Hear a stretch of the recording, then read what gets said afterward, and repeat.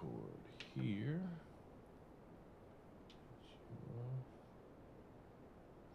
All right, coming down in 3, 2, and 1. This is the Husker Doc Talk podcast presented by Betfred Sports, 2022, episode 40.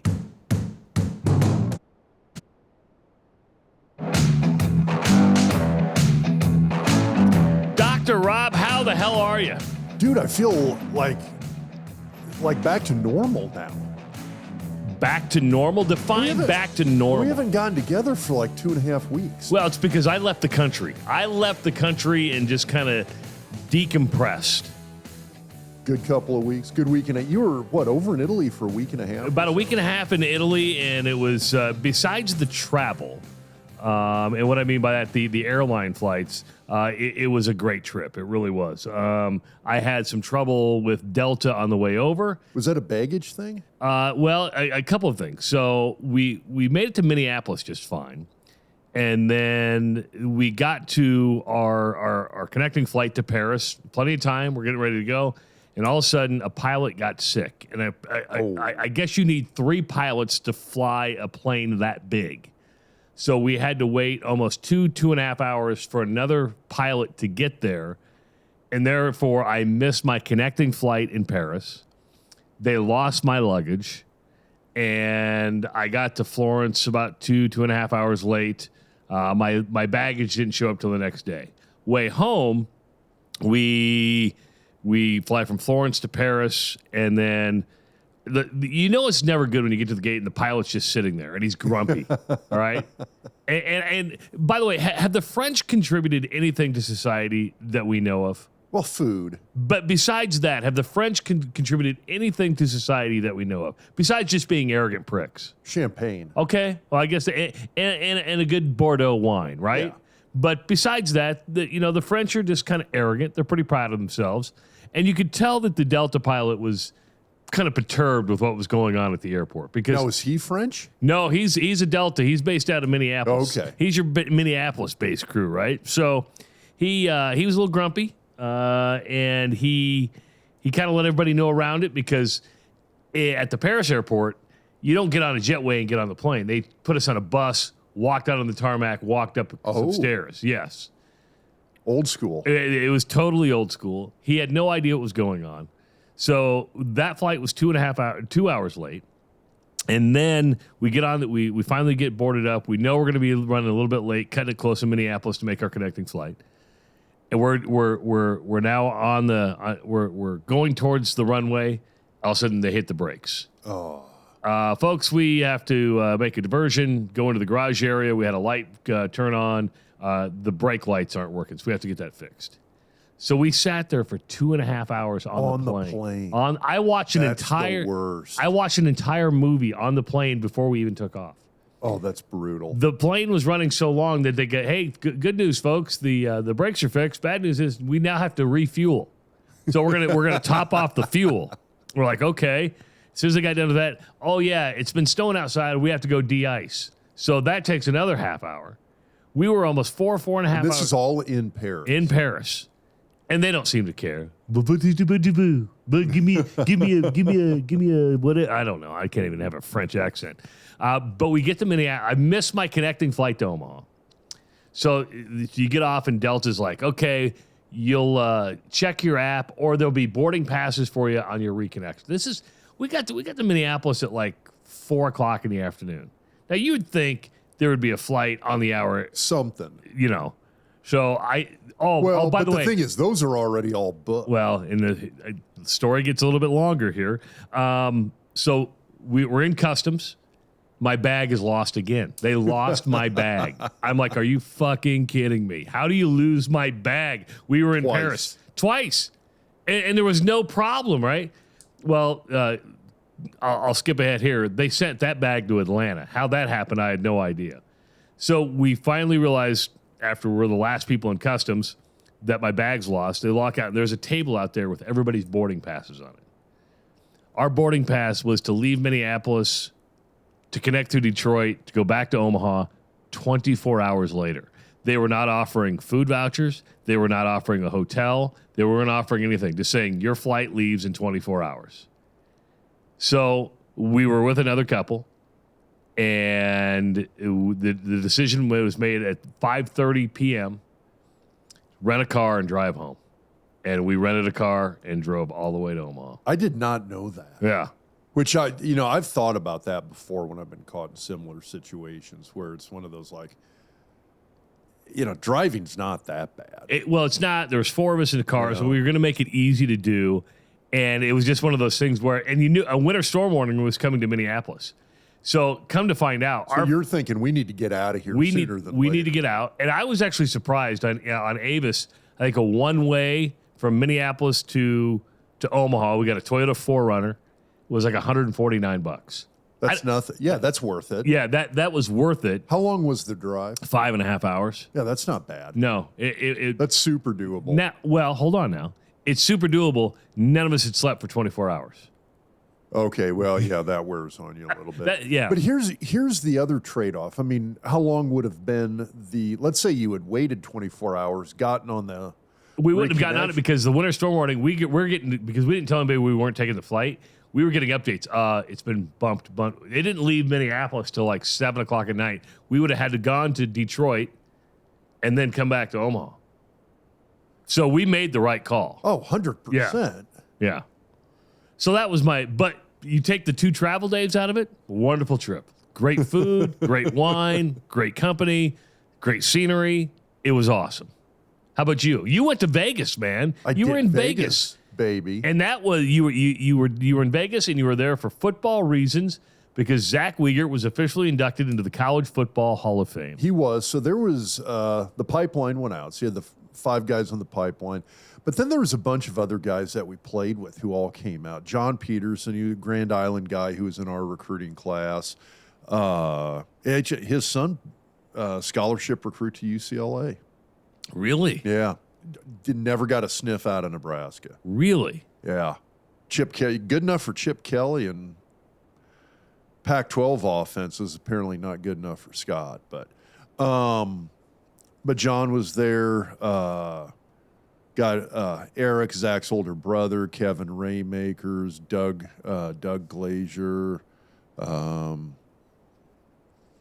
It's just good group of guys. Now, I begged you to shoot some videos. We were going to put them on the YouTube channel. You didn't do it because I know, because you're not a journalist by heart. And what I mean by that is you probably didn't feel comfortable doing it. Go, hey guys, can we do the YouTube that would video? have been kind of weird a little bit. Although what was funny is like most of those guys were all like, "Hey, we all watched the podcast." Did they really say that?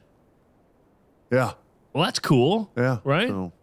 Did Zach say that too? Because I saw Zach last night. His daughter plays for Marion. Yeah, I actually don't know if Zach does. Although Zach's moving 100 miles an hour. That dude's got something going on all the time. He is busier and shit. I will say that he does have a real job. Yeah. So well, you have a real job. You're a doctor. True. You know. This time of year, I will say I'm moving about 100 miles per hour this time of year. Because it's deductible season. It is. What did you like? Yeah, my younger brother, he's loves to hunt, which I love to hunt as well, too. And this is like just prime duck and goose season. And he shoots me a text earlier today. Hey, can you get off work on Thursday? I'm just like, dude. I sent him like a laughing emoji back, like or GIF. The little, I think I had like Morgan Freeman and like a giant like, you're crazy. Because he sells medical equipment, right? He does, and actually he's usually pretty quick. Although he's kind of gotten to the point where he's at a kind of like he and a couple of other guys bought out the distributorship, and so he's upper management now. Oh, and I will say this. He's one of those guys who he spends like 9/10 of the year, like putting in like 15-hour days. Ooh, so yeah, I don't. It's one of those. If he puts in enough hours that if it's one of those like, hey, I'm taking a Thursday morning off and I'm going to go kill things that fly, he can do it. Yeah, it's going to be weird for me because I go back to work. We're recording this on Sunday. I took a full 2 weeks off. I rarely do that. And boy, that was kind of refreshing. It's kind of nice. And I did You something almost I forget really all your login passwords on the well, computers. and I really did something that I rarely ever do. I kind of just decompressed and didn't check emails or anything like that. So I didn't really now there was a couple ones that I needed to respond to, but for the most part, I did not engage in work whatsoever. And that's kind of I think it's healthy. I think it's really really healthy to do Big that. time. Yeah. So. But anything surprise you about Las Vegas? No, I'm not a big Vegas guy. I don't gamble, which is kind of funny considering we got Bedford that supports us. But I don't wager. And when I say I don't gamble, I don't do the craps, the poker, the slots, blackjacks. That kind of what people think of as like your standard Vegas casino gambling. Yeah. That I don't do. And so you go to Vegas, and there's a lot of stuff to do in Vegas. I will say that. And we had stuff going on, but I don't gamble. And Vegas ain't cheap anymore, by the way. No, it's really not. But I mean, for the most part, 9/10 of Vegas is this giant facade. I mean, you look at all the buildings, you look at the casinos, you look at the fronts. It's giant it's these giant manufactured facades, and you're like, oh, we're gonna go check this out. It looks so cool, and then you're like, it's just this giant man-made facade. I mean, it's not real. I mean, Caesar's Palace. It's like they're not real Roman ruins. I mean. No, it's a movie set. Yeah, it is. But it's like walking through Vegas. It's like walking through a giant movie set. And you get to the casinos, you go to the hotels, and you're like, behind it all, you realize, well, it's a really big hotel. Now I'm going to ask you to share some stuff, or maybe it didn't happen. Was there ever like a, because you guys had everybody there. I thought that was really cool. The pipeline was there. Was there ever like just a moment where you guys all came together and Zach gave this speech to you guys, or have a bonding moment? Nah, nothing like that. But I mean, most of these guys, it's kind of interesting because I had a few interesting conversations, and I'll be curious to see if anybody who listens to this and has played football wants to comment on it. So 9/10 of the guys that were there were linemen. It was all offensive and defensive linemen.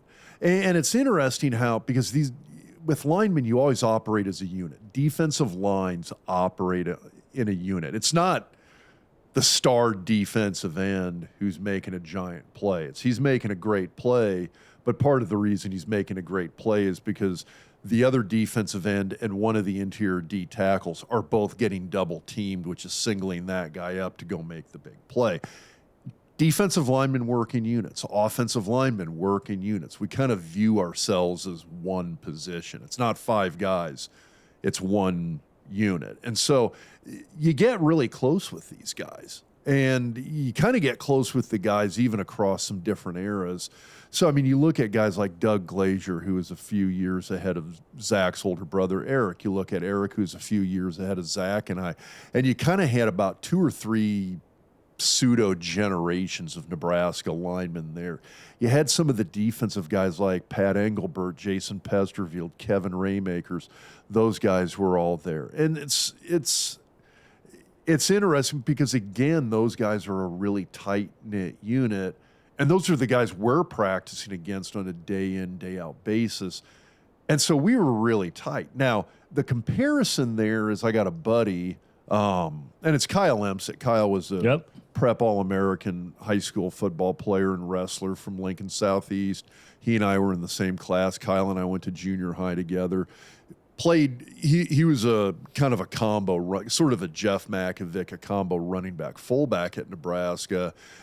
Career really kind of got hampered by an ACL tear. And this was back in the early 90s when it's not like it is now where you tear an ACL, you get it fixed, and you're just right back out there. And 9 times out of 10, you might actually probably be faster, stronger than before the damn ACL tear. That really wasn't the case in the 90s, or at least that early part of the 90s. And so that was a little bit of something that kind of took him from being a guy that really would have spent a lot of time on the field to not as much. But the conversation I had with Kyle once, we were talking with guys that we had played with and hanging out with guys that we had played with. And the discussion was about how I'll hang out and I'll talk with Joel Wilkes on kind of this regular basis. I'll talk with Zach and Brendan and Aaron Graham on at least this semi-regular basis. It's like never go too long without talking to one of those guys. But again, then you see these guys from different generations that you hang out with and talk with as well too on this semi-regular basis. And Kyle made the point, he goes, you know, it's different between linemen and backs. And I'm like, well, what are you talking about? He goes, you guys function as a unit. You got to know how each other's working, thinking. You got to, all of that is really intricately related in terms of how you work with each other. And so you guys become very close. He goes, with the running backs, he goes, it's only one of us on the field at a time. With a quarterback, there's only one of us on the field at the time. And so it's this little bit of kind of this cutthroat competition at those spots for that playing time. And he said, you don't become as close with those guys. He said, it's not like these running backs. And he goes, there's a few guys like Damon and Clint were pretty tight. A couple of other guys were pretty tight. But he said it's not one of these things where the bulk of the running back room still talks with each other. And I mean, I think, God, like Kenny Malin and I still trade messages periodically. All these guys that, who are 2 or 3 years even removed between us. If we were in that old line room and had any overlap, there's probably a pretty good shot I've chatted with you within the last year or two. And that same thing on the defensive line as well. It's just, I don't know. It was kind of an interesting mindset, because he said, it's like, yeah, quarterbacks. It's not like the first and second string quarterbacks are buddies, or the first and second string running backs are buddies, especially now that it's 20, 30 years later. Kyle was like, yeah, most of these guys don't talk with each other. Interesting. So when Zach went into the College Football Hall of Fame, did you guys as a group feel like you were Hall of Famers? Did it feel like a unit there? No, I don't want to say that, but you're happy for the guy, and it's one of these things you're totally stoked about, the fact that somebody you played with made it to that point. What I'd be interested to see is if, like, one of the quarterbacks or running backs gets elected to the College Football Hall of Fame. Does like half the quarterback room, Eric Crouch gets in, which I think he is. I got to double check that. I'm just using that as a for instance. Does the rest of the quarterback room at that time period go to Vegas? See, I would think the offensive line room would. To me, for the quarterback? To me, the quarterback's only as good as his offensive line. Well, yeah, that's one of those, I think the quarterback ought to fly us out there. True. So, but it was, that's the thing is that, we look at it, it's one of those acts like, hey, I'm getting inducted into the Hall of Fame, would love everybody to come out. Well, and he turned 50 earlier this year, so he had a big 50th birthday party bash, and the next night we had the Hall of Fame dinner. But that was one of those things where Zach was like, would love to have everybody come out. University's getting a bunch of tables, and we're all like, hell yeah, we're going. Cool. And like I said, it was like 2 or 3 generations of O linemen showed up. Bunch of D linemen. Like I said, Braymakers, Terry Keneally, Pesterfield, all these guys show up. But it's, I don't know. It's just, it's always going to be an interesting dynamic to me now that I think about that. Ever since Kyle mentioned that to me about how different position groups interact. And until, like I said, some number of weeks ago when I had this conversation with Kyle, I never thought about that. This was kind of like I was... Yeah, you just took it for granted. Yeah, I was a few weeks... it was literally, I was that days old when I discovered that kind of thing. So, because I do have a question about getting together in Vegas, but I do want to put this up there because we're drinking Day Drinker beer. This is a blonde lager, or a Belgian-style blonde ale, I should say, not a lager. Not a lager. This is an ale. This is from listener Cody Ungles, who's in Arkansas. Nice. This is an Arkansas beer. I saw it's Little Rock. Is Cody in Little Rock? I don't know where he's exactly at, but he kind of works in the racing industry. So he's in the horse racing industry. Nice. Yeah. So he told me he lives in like Altoona, Iowa up or Prairie Meadows, so like 5 months out of the year doing the Okay. races up there. But he's down there in Arkansas. Regular listener to the podcast. Sent us some beer, and we're doing the day drinker today. Lost 40 Brewing Yeah, good out stuff. of Little Rock. It is. If you're a blonde ale guy, Yeah, do you know what this is? Founders has all day IPA. yeah. This is like all day blonde ale. Like Yeah, I can see that. you could have a few of these. So my question when it comes to drinking, Did we drink? well, I know you drank. Can anybody outdrink you? Seriously, I was looking at the photos, and I'm looking at Brendan. I'm looking at Aaron Graham. I'm looking at Joel Wilkes. I might be one of the like lighter guys to some degree in that bunch. Although Really? I mean, a lot of these guys act. I mean, some of these guys, it's sort of. I don't know. Some of those D linemen, man, they've always been able to kill it. Well, Keneally was down there. Is he still drinking? Can he outdrink you down there? But he's a Jameson's guy, so Okay. I don't even try that one. Yeah, that's a different. That's different level. That's a whole nother level. Yeah, so. that's a completely different level. Well, I'm glad you had fun. I'm glad I saw Zach last night. He was at his daughter's high school basketball game. I didn't get to say hi to him before he left, but It was a good trip. I will say this, it's probably one of the coolest things about going through that whole experience, playing college football at Nebraska in that time period. You get 30 years later, not to get overly sentimental about it, it's not so much the winning the games, the championships, the glory kind of stuff. It's you get 30 years later, and it is the friendships. Yeah, it's the fact that you still keep in touch with these guys. That's the cool thing. Yeah. So, that's why I kind of look at it with you. I mean, that's what makes this podcast fun is that, you get to hang out with me. Well, but, I was covering you your senior year, and here we are, still asking you questions 30 years later, but we do it in a completely different way. Oh, that's true. Now we do it with beer. We do it with beer, and we swear, and we get to give our opinions, which is really cool. The last time we did anything, and it was a pretty popular video on YouTube, by the way. Which I still am trying to wrap my head, because you called me up, and you were just like, hey, do you want to do a quick Matt Rule reaction? We did the Matt Rule reaction, but it was one after Mickey Joesph. That's right. Yeah, it was the Mickey Joesph one where I said, hey, people are asking, Rob, I think we need to do this. So we didn't even put it on the podcast. It was just a video. And over 10,000 views. Now, for us, that's a lot because we only have like 1,600 YouTube subscribers. By the way, if you want to subscribe to our YouTube channel, just go to YouTube and subscribe to @DocTalkSports. Very simple. But at that point, Mickey Joesph had been arrested. He'd been, at that point, put on administrative leave. Mickey Joesph no longer with the Nebraska football program. Which I'm not sure that surprises anybody. Yeah, I'm kind of with you on this. And you know what? Texas is dealing with this with Chris Beard right now, too. The head basketball coach is under kind of a very similar situation. I don't think Matt Rule had any choice here, right? I mean, there was none. None. I mean, you can't. Well, here's the other thing. Think about what he went through at Baylor.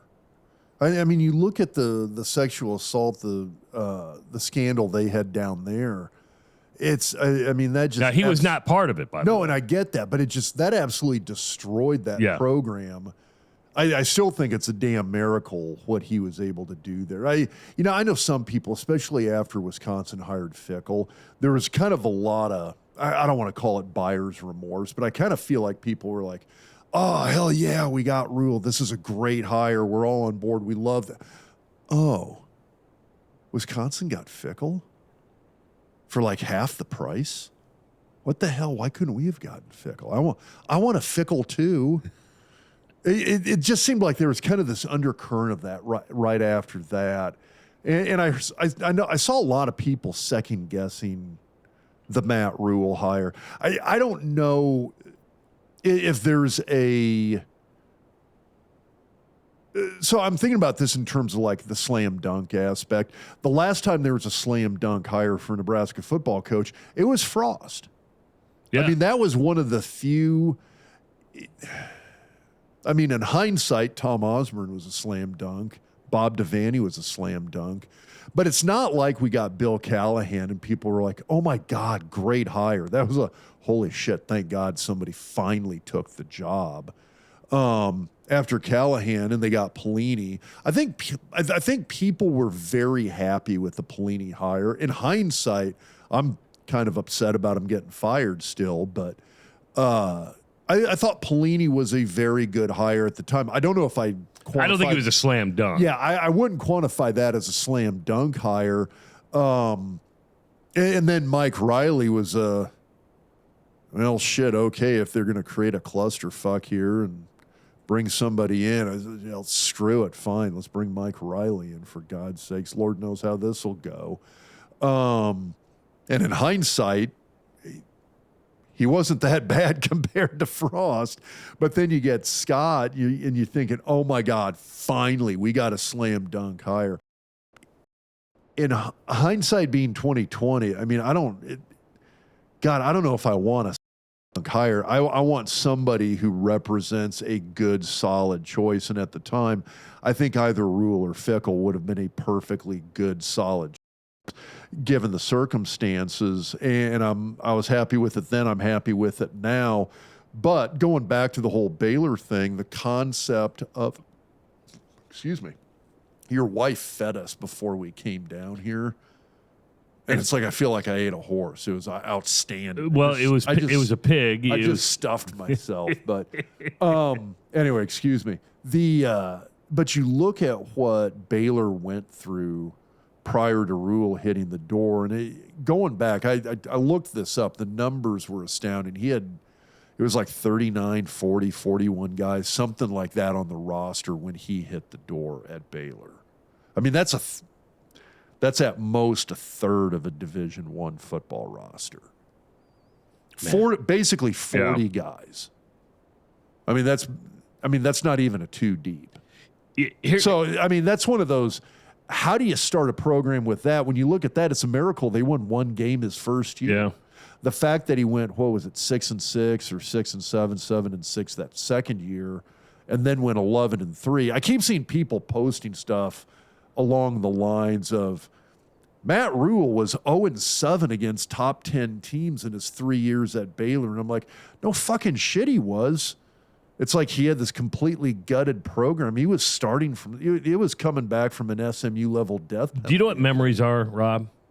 Short. Yeah. They really are. People don't want to remember the shit show that he took over. And that's the thing that gets me is when people are like, yeah, he was 0-9 or whatever the stat was against top 10 teams. And I'm like, oh my God, it's like, really? That's what you're harping on? The fact that he had 40 guys on the roster when he hit the door, it's amazing he went 11-3 in year 3. If we have 0 wins against top 10 teams his first 3 years in Lincoln, but within 3 years, where Nebraska's 11-3 and playing in a major bowl game against Georgia, for instance, I will be ecstatic. I will consider this a great hire. And by the time that rolls around, that would be a college football playoff because you're going to have 12 teams by the time that happens. Yeah, if you're 11-3, you're in the damn playoff. Yeah, you're going to probably you got to win over a top 10. Yeah, if you're playing Georgia at that point, you're most likely in the college football playoff. So back to Mickey Joesph though. I mean, there really wasn't. Here's what surprised me when you and I did that video before I left on my vacation. I said on that video, I don't know if you remember, I said this. I said, under no circumstances do you ever, ever, ever hit a woman. Okay. I was surprised, Rob, on the comments on YouTube. I didn't even look. The pushback that people like, hold on now. You don't know the circumstances. Hold on now. What if she can't, what if somebody comes at you with a knife? I'm like, no. Now you're making up shit in your head. You're justifying the action. You cannot justify the action. Listen. The reason I say this, I grew up in a family. I'm like, how do you justify, kind of what everybody's heard? I mean, it's because even the worst rumors we heard out there, it's not, well, yeah, she was coming at him with a knife or a baseball. No, the worst of the rumors, and all of them were idiotic. Yes. They were all crazy. But it's the worst of them. Nowhere in there was she was coming at him with a violent weapon. Yeah. So yeah, But it was just amazing to me, the people who say, you got to wait, you got to get to. Well, the police report says what it says. We were making our assumptions. The police report was pretty incriminating, unfortunately, for Mickey. And listen, I get people can go batshit, but you have to step away. There is a physical part of it where you just got to step away. And I'm not saying this is going to be a career ender for him, but it's in terms of what you would look at in regards to where his career trajectory was going. Because one of the things I had consistently said about Mickey prior to this was that he had turned himself into a commodity. Yeah. All of a sudden, you got a guy who's known as a superstar recruiter. Every staff wants one. You got a guy who has sent wide receivers to the NFL. Okay, great. He can develop players too. I mean, he keeps getting better and better. He's a good leader. The players respond to him. The other assistants like him. Okay, here's a guy with coordinator and or head coaching prowess. The next step in his career was going to be likely as a coordinator or as a head coach somewhere. I mean, one of the rumors that was floating around that it's probably one of the few rumors that has some truth to it is that he was, prior to altercation, he was interviewing for, and I'm blanking, it was either the Tulsa or Tulane job. Tulsa. Was it the Tulsa job? So he went from interviewing for a Division I head coach's job to, well, there's going to be an extended legal process here. I mean, this is going to go on. He won't coach for a couple of years. Yeah, this is going to be going on for a couple of years. And I say it's not necessarily a career ender because, I mean, one of the more recent ones I think about was, didn't Dan McCarney go through this? He did really early on when he was hired by Iowa State, except his was an action that happened before he was hired as coach. Like, it wasn't the day and age of the internet. It happened before when he was at Wisconsin. It came to light because of public, records and stuff like that. And he made it through it, but he was never arrested at Iowa State or anything like that. So he had, it doesn't justify the action. I'm just saying. But it's not like he kept bouncing around the head coaching ranks after Iowa State. No, he was after Iowa State. He went to Florida, and I think he was a defensive coordinator or a defensive line coach, and then he ended up at North Texas as a head coach, and then he retired at North Texas. So he was a head coach at North Texas. Yeah. Okay, that part I did know about. So, and I'm not trying to drag Dan McCarney's name. No, he's a good dude, man. When I say that. But it's one of those things where, I mean, there's been guys who've been through this who have coached before, but I mean, Mickey effectively, talk about slamming the brakes on what would have been an incredibly promising career as a coach. I mean, literally by his own hand, literally and figuratively, unfortunately. Yeah, but Mickey Joesph, no longer with the Nebraska football program. And it's not like you mentioned, Matt, really. Yeah, there's no way Rule was keeping him after that. I'm sure they were. And I don't think he was going to anyway. No, I think he was. I don't think so. You think so? Yeah, I do. I think there was an offer for him to make more money and to keep him. I think there was a side deal. I think that was part of the deal. Well, and I always thought about that. It's just it kind of got up until, the point of the assault that I kind of started wondering if that was the case.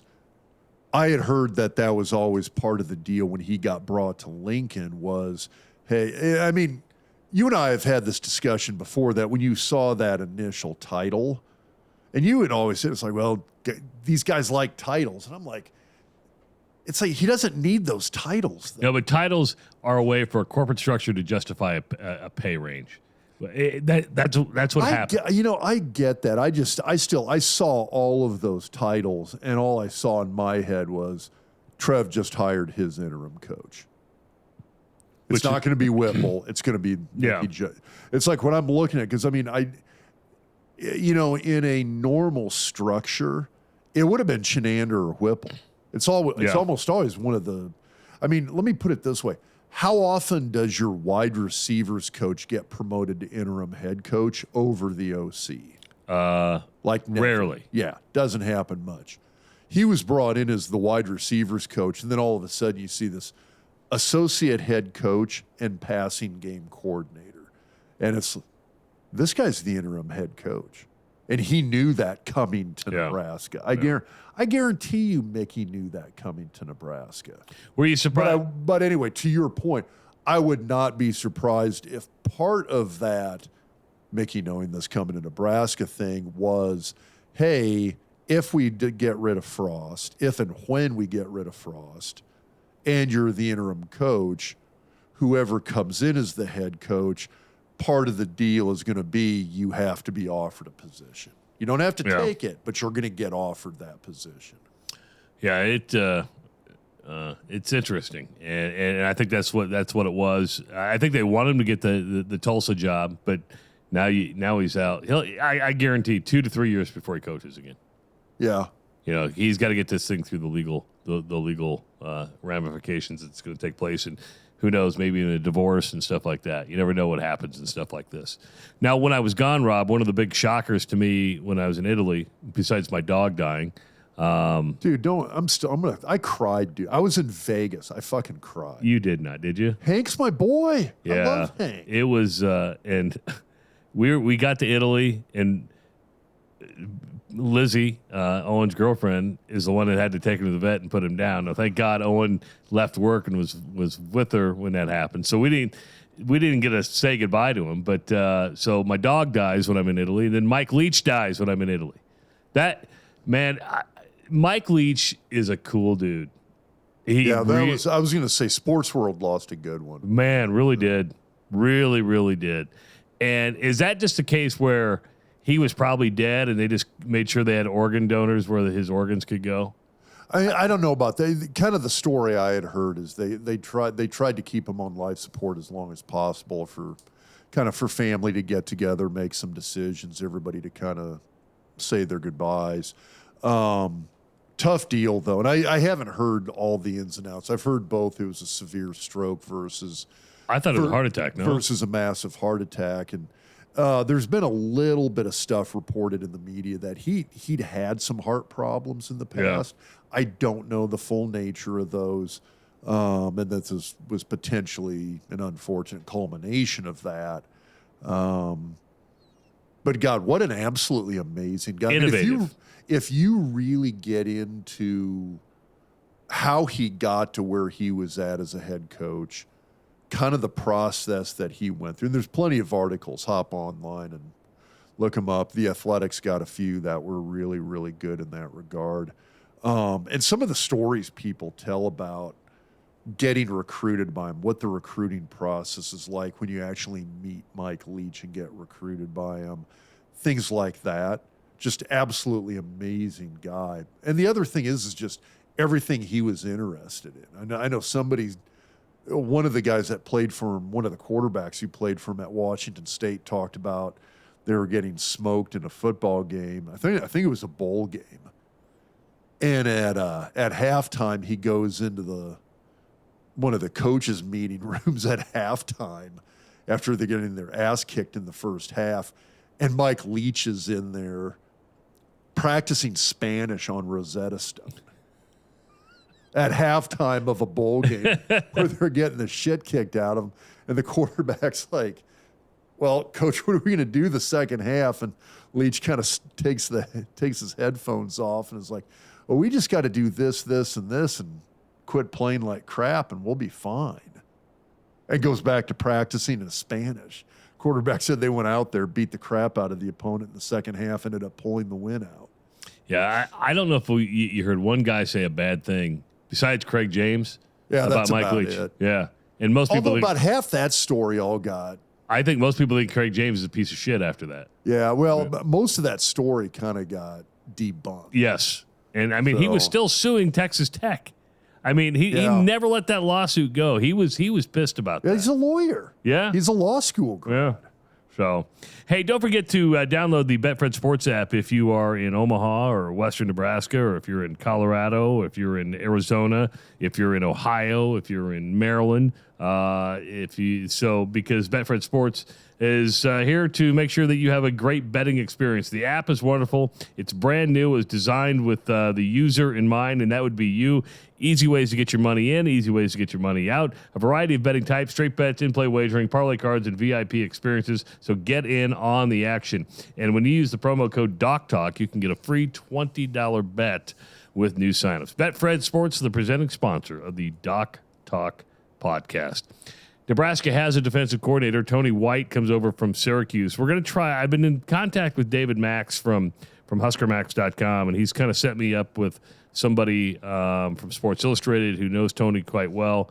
We're going to try to get him on the podcast. But your initial thoughts of a 3-3-5 defense? I don't think it's that. A lot of people are like, I don't know how this is going to work in the Big Ten. And I'm one of those, a lot of teams already run it. And there's a great video floating around on YouTube that somebody had put together. And it was more in regards to what Tony White was doing at Syracuse. I don't know. I can't remember how old the video is. I actually put a link to it on Twitter. So if you'd want to dig through Doc Talk Sports Twitter, the YouTube video is on there. But it gives a breakdown of sort of the evolution of the defense. It's very similar to what Nebraska had been doing under Chinander. Now, I think I say that and all of a sudden people are like, fuck, God damn it. No, and here's the thing. It's you know what? Believe me, there's plenty of shitty defensive coordinators running 4-3s out there, 3-5s, 5-2s, 3-4s, 3-3-5s, whatever. I don't care what it is. Does it work or does it not work? Yeah, and it doesn't matter on the system. It's, can you coach it? Can you teach it? And do you have the personnel to run it? And if you do, it's going to work. So it's, if it makes people feel any better, when I hit the door down in Lincoln, Nebraska for years had run, and we ought to, at some point, we had to do like a doc's diagnosis with our big whiteboard. Yes, we have it. It's ready to go. We ought to do this. We ought to do another episode here, maybe right after Christmas, and do it, because we do a breakdown of kind of the evolution of some of these defenses and why people use certain defenses. Okay. So when I hit the door in Lincoln, Nebraska, for the better part of 30 years, had run a 3-4/5-2 defense. And the idea behind that is you got a true nose guard. You got a Danny Noonan or a Lawrence Pete at a true nose guard position. We called them D tackles that would line up over the offensive tackles. In the NFL, they always called them defensive ends. And then you had two, at Nebraska, we called those guys defensive ends. In the NFL, they called them outside linebackers. And then you had two inside linebackers. So basically three down defensive linemen, two outside linebackers, two inside linebackers. That's a three-man front defense. And that's what they ran in the old Big 8 days. And the reason they ran that in the old Big 8 days is because it was viewed as sort of this big-on-big run-stopping defense. You go back to the 70s, the 80s, the 3-4/5-2 look was a run-stopping defense. And over time, Nebraska with McBride, you kind of got into the early 90s, and McBride had developed essentially what was Nebraska's nickel look. And it was kind of based off of what they saw teams like Florida State and Miami doing, kind of this whole turn defensive ends into defensive tackles, turn linebackers into defensive ends, and turn safeties into linebackers. Speed-based, let guys run. It's a speed running-based defense. It was the 4-3. And so when you look back at that, Nebraska had put this in the really early 90s, essentially as their pass defense. This was what Nebraska was going to use against the new look Oklahoma, where Gary Gibbs had Cale Gundy at quarterback and was going to try and go long ball. after he took over for Switzer. This is what you're going to do to combat what Pat Jones was doing at Oklahoma State at the time. This was to combat when you win the Big Eight and go to the Orange Bowl and play those Florida teams. This was what we were going to use to shut down those high-flying Florida offenses, was this nickel defense where essentially it was two undersized outside linebackers lining up as the defensive ends, kind of a couple of faster interior D linemen. You'd leave in two linebackers and essentially bring an additional safety in as your third linebacker. And if you want a comparison, it uses you had sort of that hybrid guy, like a JoJo Doman would be a good example of a more recent guy, but like a JoJo Doman, a Javen Wright, and Isaac Gifford for guys within the last 2 or 3 years that Nebraska's used as sort of this hybrid safety / linebacker, which essentially it's a nickel guy. Okay. Yeah, it's basically your nickel it's this big nickel back. And for Nebraska in the era that I played, that was Ed Stewart. I mean, he was a Butkus finalist linebacker who was actually a safety coming out of high school. He was a safety in Chicago and came in. I remember when we signed him, he signed as a safety. He redshirted. A year later, all of a sudden, Nebraska's like, we're going to try this 4-3 shit. And Ed's now a linebacker. But I still remember McBride talking about the fact that they put this nickel look in, and on the occasions that teams would try and run against us when we were in this nickel package, thinking they were going to pass, when they would run the ball, statistically, it was one of the better defenses we had against the run, and it was all because of the speed. We had these undersized defensive ends. Dante Jones was like maybe 220 at most. He was a player too. He was. Dwayne Harris, maybe 225, 230. But you look at all these guys, I mean, Dante Jones, Trev Alberts, a lot of those guys in that era, you saw one of two things happen. They'd go to the NFL and become outside linebackers, or like Grant Wistrom would go to the NFL and they were like, yeah, you need to gain 20 pounds, and he becomes a true outside defensive end. But all of these guys were really undersized. I mean, I think Grant Wistrom at Nebraska played at about 245. Now, you're kind of seeing a resurgence of that in the NFL with like the Khalil Macks, the Bosa brothers, guys like that, who are guys like that, do you want them to sit in there against a run-only offense? Well, maybe not all day, but guess what? They do pretty well against it because their speed allows them to play the run as well. But that much speed on the field was deadly against run offenses. And so by the time I was a sophomore, junior, 92, 93, McBride switched Nebraska's defense over to this 4-3 look, which literally was kind of more of like a 4-2 nickel.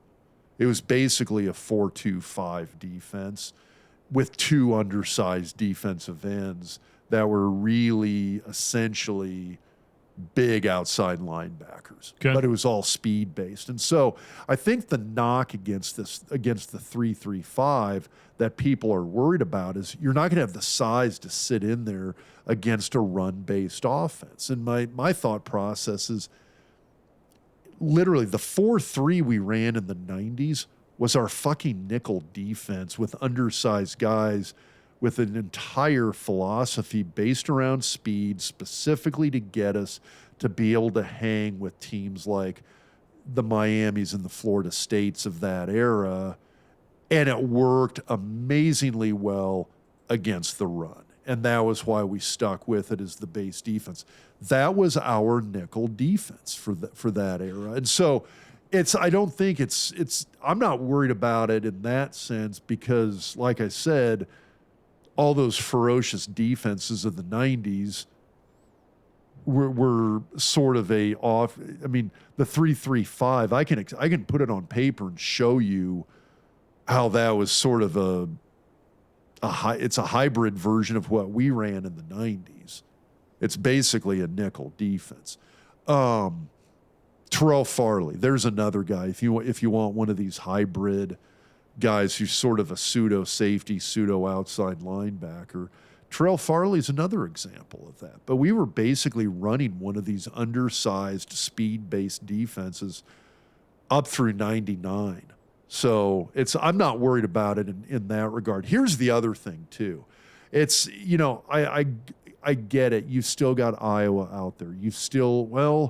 We'll see what Fickle does at Wisconsin. Yeah. You're not going to see Barry Alvarez, Wisconsin anymore. That's over. Barry's not there anymore. You got a different AD. You've got a completely different coach from what you've seen there before. Look at what Ryan Day's doing at Ohio State. Look at what Harbaugh's doing at Michigan. And again, I get it. Michigan hammers you with the running game, but that's an offense that can throw the ball. They can run the ball. Yeah. They do a lot of different things.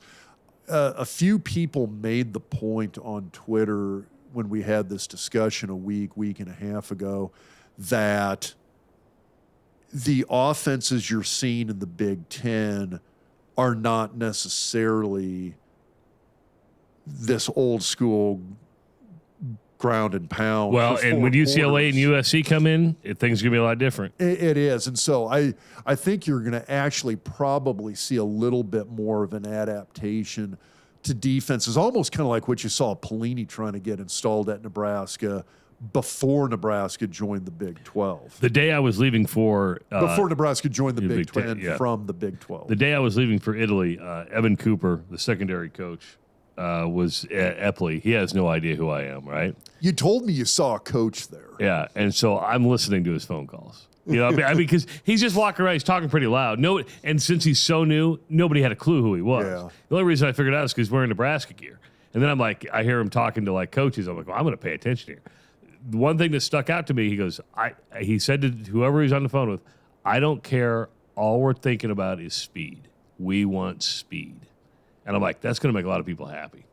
It is now. I mean, Frost preached the same thing. True. And we never quite saw it. That's fair. That's fair. Okay. Touche. I mean, I do like some of the stuff they've done already. I mean, you look at Bryce out of Texas. It's a no-star kid who's a track stud. Yeah. He's a track kid, which they got a commitment this weekend from Jalen Lloyd, who played football he was an Omaha Central kid, transferred to Westside, played football this fall at Westside. One of the premier track athletes in the country. He's a national champion jumper. So long jump, triple jump guy. Was the Class A state champ in the 100 and 200. Probably could have gone for the all class in both the 100 and the 200. They wanted four state titles, and so they actually pulled him out of some heats and some races specifically to kind of save him a little bit. His dad's a track coach at Central. Whole family's involved in track, and they're great family, super nice people. But their speed right there. Jalen can freaking run. What do you make of the Georgia Tech quarterback Jeff Sims committing to Nebraska? That's an interesting dynamic, isn't it? I mean, that one's interesting. Now here's the thing, because I've seen a couple of other people that Nebraska's recruited at quarterback. I'm kind of wondering, is Casey Thompson still going to be here? Is Chubba Purdy still going to be here? Yeah, I'm kind of wondering if there's some potential for those guys to jump to the transfer. But why portal. wouldn't you do it now? I mean, you got to get in, don't you? Why? I mean, why wait any longer than you already have to? You mean for those guys to get into the yeah? Yeah, that's for Chubba, I would worry more about that. For a guy like Casey, I wouldn't. I think he's proven that again. I hate using the word commodity, but Casey Thompson's a commodity. People know he can play football. Yeah. Here's the other thing. People also know he's a team guy. I mean, he came in and he embraced everything Nebraska this past year. He did. And I think a lot of people, and I hope people in Nebraska really appreciate what Casey did for the team this year, because he was one of the guys that really helped hold all of this shit together. And he kept a smile on his face. He was always encouraging. You never heard that guy bitch and moan in the media. And it's one of those things, if he stays, I'm going to be really happy he stays. If he hops in the portal, it's going to be sort of an Adrian Martinez thing, where I'm going to be looking at him going like, you know what? Great kid. I'm glad he was here. I hope the best for him, and I hope he kicks ass wherever he ends up. The difference was Adrian Martinez was here long enough where I think people developed a sense of loyalty to a program than Casey's here a year. If you leave after a year, you're like, but you're going to start seeing this a lot. You need to start understanding the camaraderie that you enjoyed in Las Vegas with your buddies isn't going to happen anymore. You don't have as much. No. But because, you go talk to Aaron Graham. There were times Aaron Graham will tell you he was basically talking Brooke Behringer into not transferring. And guys transferred when I played too. There was a penalty. Yeah, you had to kind of work the system. If you had a redshirt year, it was great. Yeah. If you didn't. If you had a redshirt year, transferring was like it is now. It just, you'd transfer and you would just redshirt. There's no problem. Yeah. But, the year, that time frame right around 1992, I think we had 3 scholarship quarterbacks all leave Nebraska. And I think 2 became starters elsewhere. They weren't bad quarterbacks. Todd Gragnano went to Louisville, and I think he started there. Matt Jones went to Ball State, and I believe he became a starter there. Ben Roots went to Kansas, played a lot. I don't think he was ever the full-time starter there. But guys left Nebraska. So, you saw that happen then. But, yeah, the camaraderie thing, it's the thing that's interesting about it. So, a little bit of a tangent here, but in relation to the recruiting, you're going to see this affect recruits as well because while you were in Italy, and I was just up in Pierce, Nebraska yesterday, but I'm going to apologize if I get the name wrong. It's either Brahmer or Bramer, but I'm going to say Ben Bramer. All-state tight end for Pierce, Nebraska. Kid's like 6'6", 6'7", 215, almost 220. He's a beast. He's a D1 guy. He's a huge body. He can catch and he can run. I really think he's the real deal. Yeah. Committed to Nebraska. Been committed for a while. Coaching staff gets fired. Stuff happens with Mickey. Rule comes on board, and so Rule and the new OC, is it Satterfield? So Satterfield and Rule head up to Pierce, Nebraska, to pay a visit to Ben and his family. His dad's the head football coach up there in Pierce. They've played in 4 straight state title games. The family knows football. They know their way around the gridiron a bit. So they go up there like 1 or 2 days after Rule and Satterfield visit them. He switches his commitment to Iowa State. And so I don't know. I would hate to think they made a visit up. Well, I don't know. Actually, that would be classy as hell if Rule went up there to tell him in person, hey, you don't fit into our system. Go someplace else. I don't think that's what happened. The story I got from the Pierce crowd was they're looking at it going, well, you got a 6'7", 215-pound tight end. That's a Kelsey. That's a Kittle type guy. Those are big wide receivers. Kittle's not even that big. Yeah, Kittle, but the thing is, though, those guys, they can block, they can catch, they can run, they can jet sweep.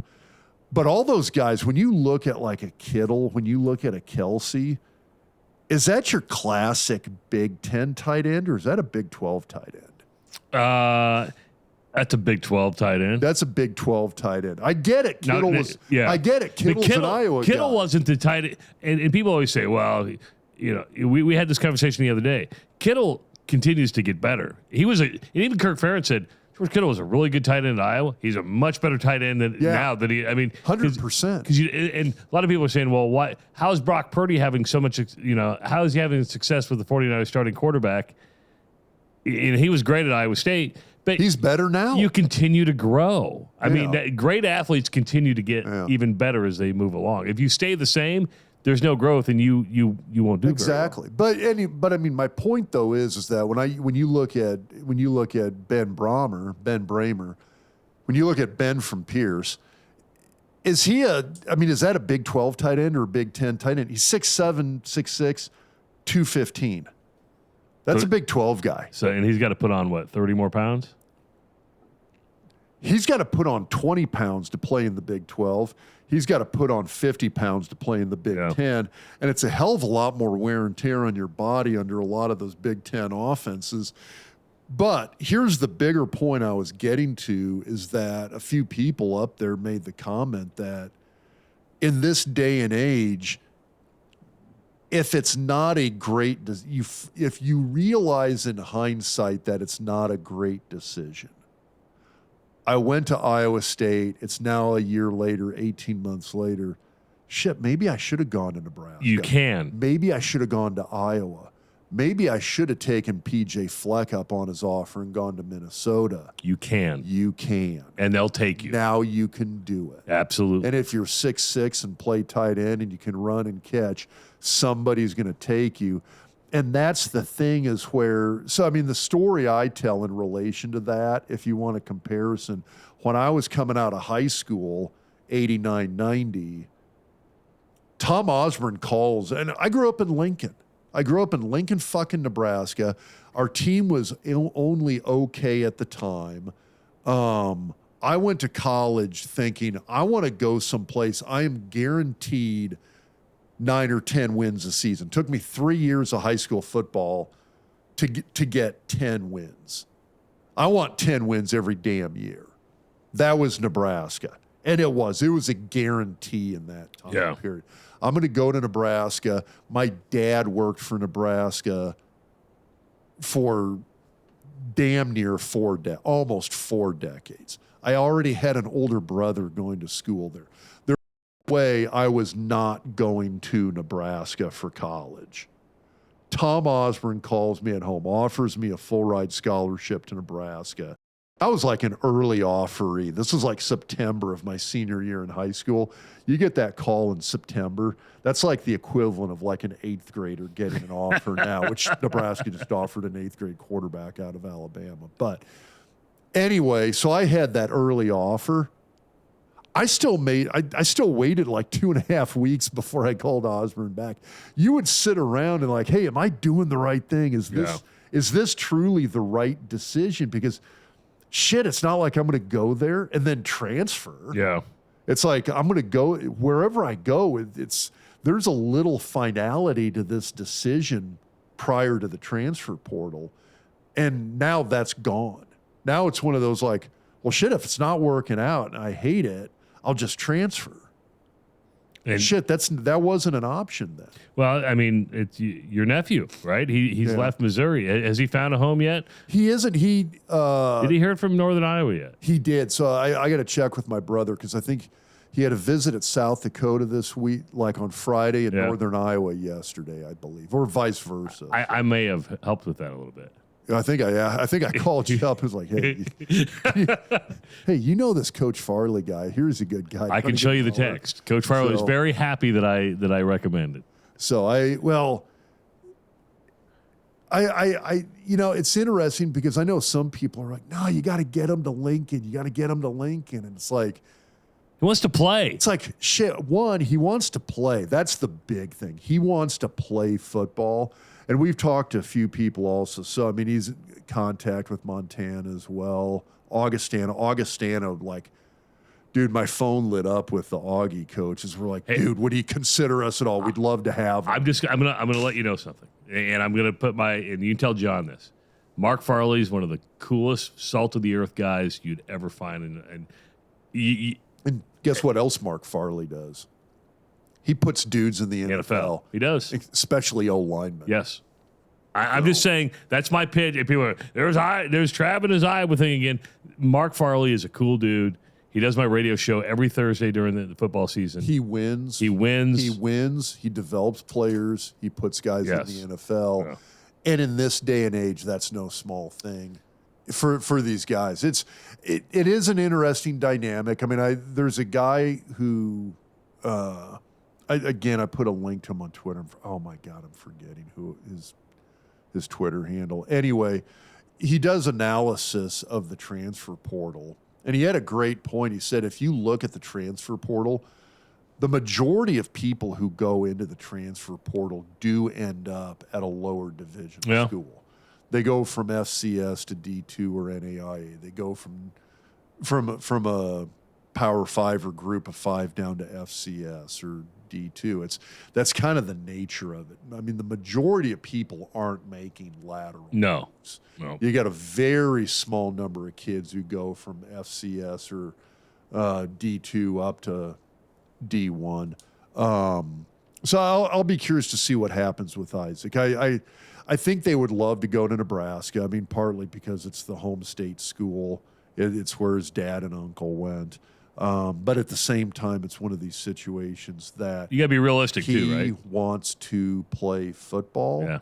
And there's a handful of good programs that are talking. And when you look at Augustana, Northern Iowa, South Dakota, Montana, these are good schools with very good football. Yeah, and don't be knocking the FCS. The Missouri Valley Conference in football is the SEC of the FCS. I mean, that's great 100%. football. I mean, here's the thing. You got to remember, Nebraska was up one score over North Dakota.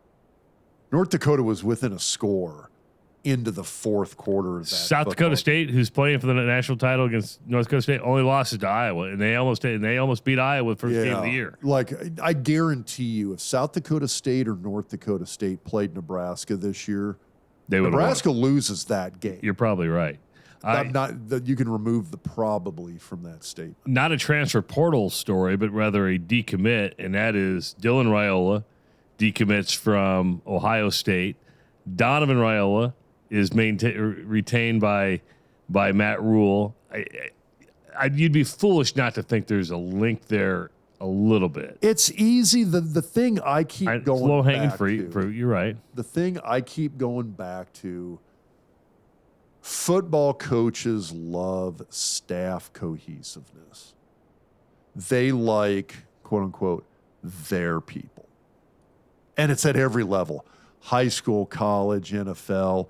People like their people. And it's one of those, you look at coaching staffs, and a head coach hires somebody that he hasn't worked with before, and it always raises eyebrows. It's like, dude, are you guys going to be able to work together at all? How did this happen? How did the two of you guys come together? You just don't see that much. And so you either got to like the guy, like what he represents, like how he works. I just... To get a recruit here, that seems like an ungodly, short-sighted methodology in terms of how to do this. And I get it. He's the number one recruit in the nation, according to 2 out of 5. I mean, if you don't think Lincoln Riley's going to be going after him, you're crazy. No, I get it. I just... Oh, man. It's just... But are you going to screw up staff cohesion over this? Here's the other thing, too. What is arguably the weakest link on Nebraska's football team over the last couple of years? Offensive line. Hands down, and that's obvious to everybody.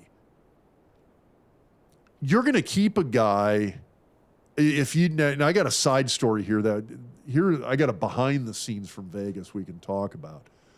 But are you going to keep a guy who is potentially a suboptimal O-line coach? And I'm not saying Donovan's suboptimal. I'm saying... He didn't impress you year one. What I'm saying is, are you going to keep the O-line didn't impress me. Here, we'll come back to this. Are you going to keep a guy who may or may not be able to perform to the expectations you want just to get his nephew, who in this day and age, you can probably count on him for 3 years?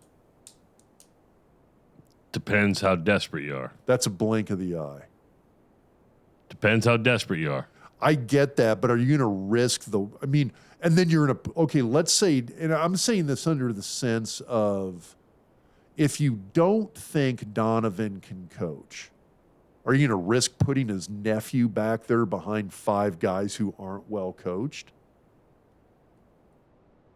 Are you going to put the savior of the program, the number 1 recruit in the nation, behind an offensive line that can't block for that kid? Probably not. That's why I say I think Rule kept Donovan, because he thinks Donovan can coach. Okay.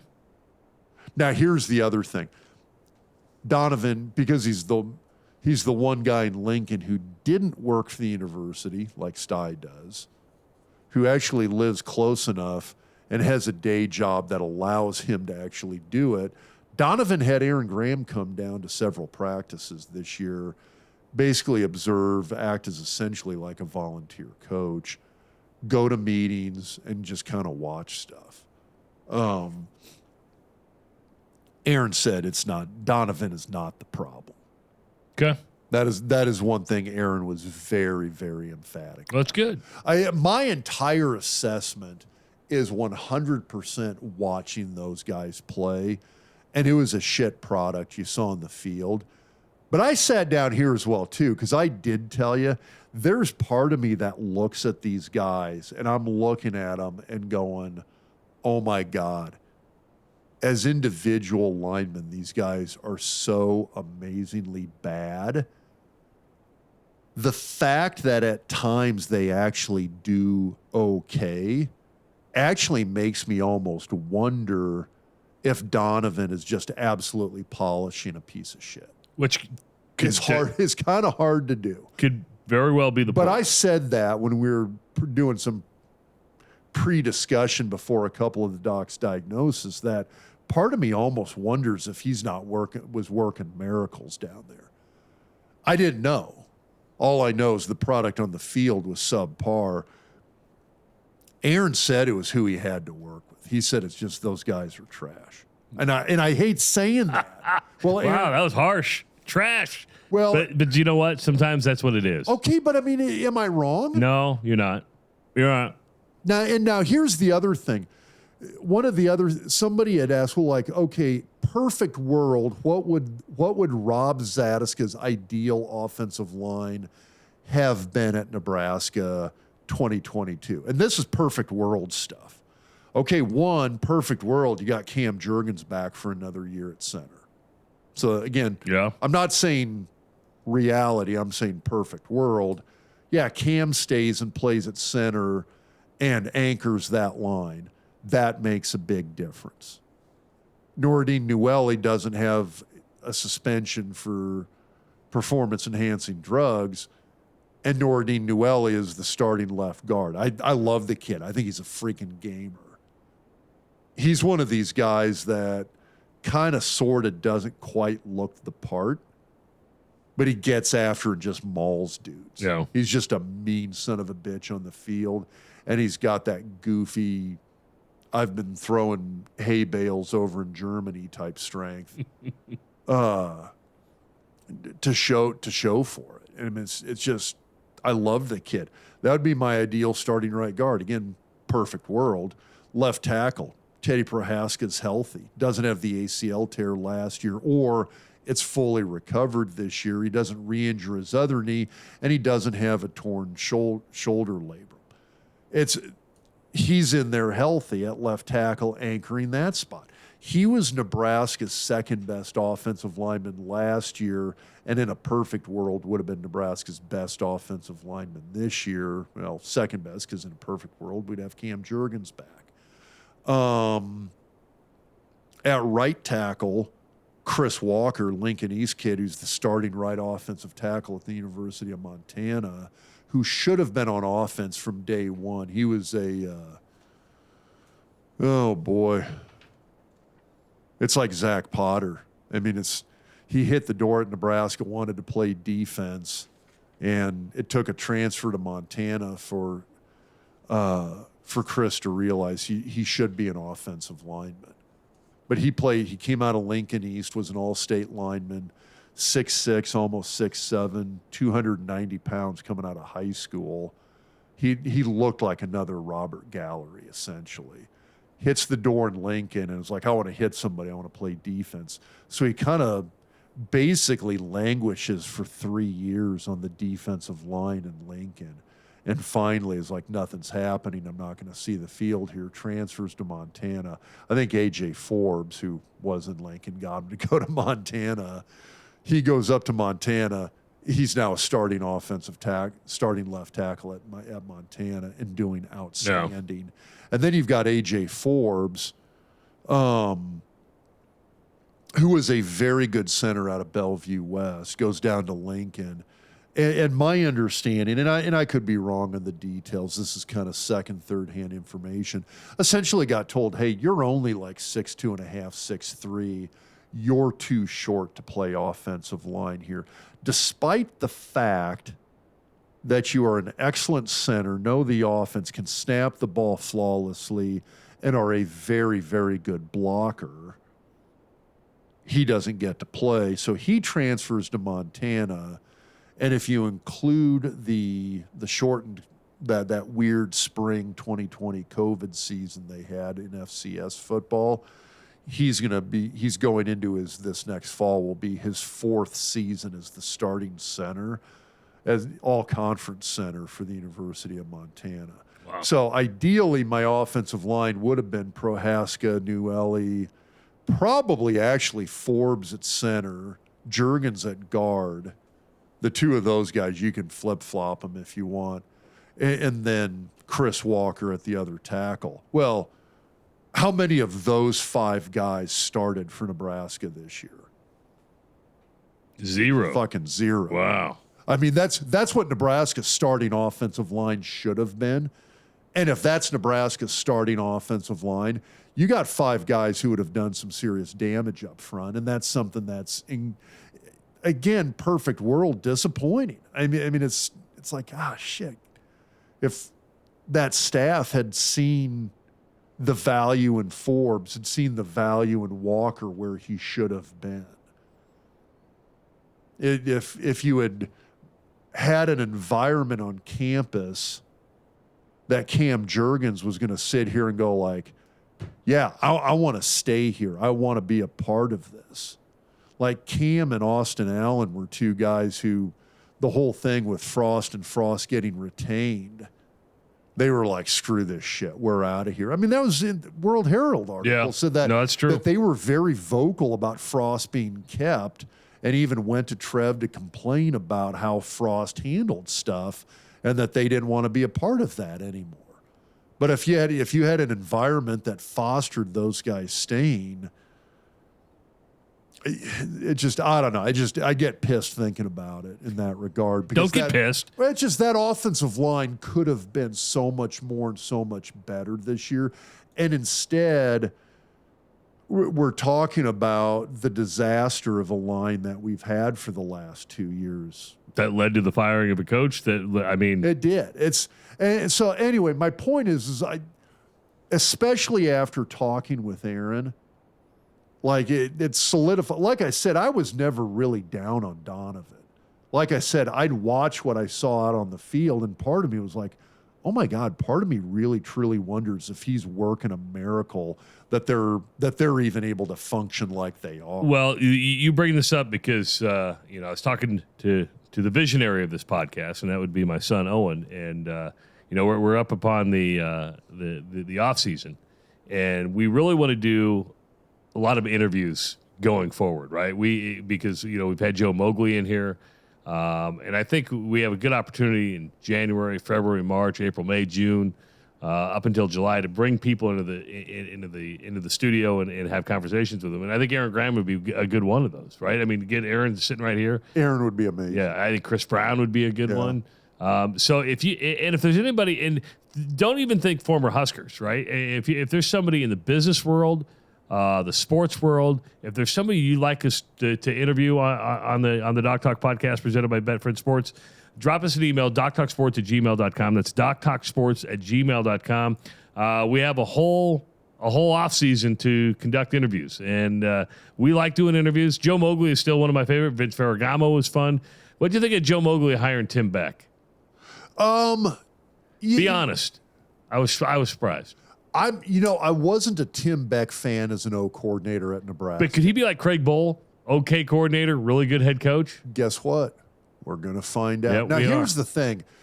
I've got a lot of trust in Moglia's assessment skills of people. You think? I think he probably does an okay job of that. Now, and here's the other thing. Though people were like, why did he hire Tim Beck? He I'm knew like, right. Remember when he sat here and goes, he worked with Beck when he was on Pelini's staff in Lincoln. He sat right here. It might have been off the air. He goes, I'll hire the next head coach at Coast Carolina. And it's like he knew who it was right there. He knew who it was. Because when Caldwell left to go to Liberty, which was a huge pay raise over Coastal Carolina, by the way, maybe a lateral move program-wise, money-wise, much, and it's a faith-based school. He knew, Tim Beck was hired immediately. He knew who he wanted. He knew, well, and that's the thing is that, he worked with Beck when the two of them were on Pelini's staff together. So in that regard, it did not surprise me. I was like, yeah, he hired somebody he knew that he's been around. And, it's one of those things. A guy like Moglia, unless it crashes and burns just spectacularly after the fact, I'm never going to second guess a decision a guy like him makes, because that's fair. There is a guy who's made some pretty good personnel decisions in his life. So then again, if you have people you want us to interview, we're open for the suggestions. DocTalkSports@gmail.com. Hey, do you like going to live events but hate getting slammed at checkout with ridiculous per-ticket fees that balloon the price of your seats? Then we have a better option for you with Tickets for Less. Tickets for Less, known for a generation as Ticket Express, is a locally owned company that sells tickets without per-ticket fees to events nationwide. With a local customer care team available by calling 402-398-1999, as well as an easy way to navigate the website ticketsforless.com. Tickets for Less is your go-to spot for tickets to your favorite events. Plus, save even more when you use the promo code DocTalk at your next order at ticketsforless.com. And if you have tickets to sell, don't post them yourself. Call Tickets for Less and get a free quote very, very fast. Again, that's just by calling 402-398-1999. Scotty over at Husker Hounds, good dude. Christmas is coming up. You got like a week to make your Christmas purchases. You might as well go to the. Really? Yeah. It is. It's a week from today, isn't it? 2 locations in the Omaha area. You might as well go to the Superstore down there at 84th and Center. Make sure to tell them the Doc Talk podcast sent you. Lots of good stuff for if you're a big Red fan and get your and Creighton gear. You get your Creighton gear. They've been tearing it up. They've been going full Scott Frost on the basketball. Oh my boards. goodness. And Connor Orr over at Orr in Horrigan now. They dropped the name. It's Orr in Horrigan. He had a great first year with us. Hopefully Connor will be back with us. I don't know if he'll be back with us next season or not. He's a fun interview. And here's the deal. And I know Jeff Hardy's probably getting a little worried because we committed to do 4 podcasts at Crosstrain. We may not get it in before the end of December, but January, I think we can make one happen. We can. Oh, easy. Yeah, I don't think that. So Jeff, don't panic. December gets crazy. It does. So Jeff, don't panic. Don't panic. We'll be out of Crosstrain either maybe before the new year or right after the new year to kick things off. So, but do drink some great Crosstrain beer as well. One final question for you, Rob, before we wrap this up. And this might be a longer conversation. Is it getting harder for Matt Rule because it's being reported that in 2024, and the announcement may not come till February or March, that the Big Ten will drop divisions, top 2 teams in the league go to the championship game? Does that make it harder for Nebraska by getting rid of the divisions and not having a division champion, and you just take the 2 best teams in the? Because you could have Ohio State and Michigan every damn year. Well, better get better than one of those 2 teams then. It does in the sense that, you had a lot of these years where, for lack of a better, like this year, Purdue. You can't tell me Purdue is the second best team in the Big Ten. It's not like Purdue is the second best team.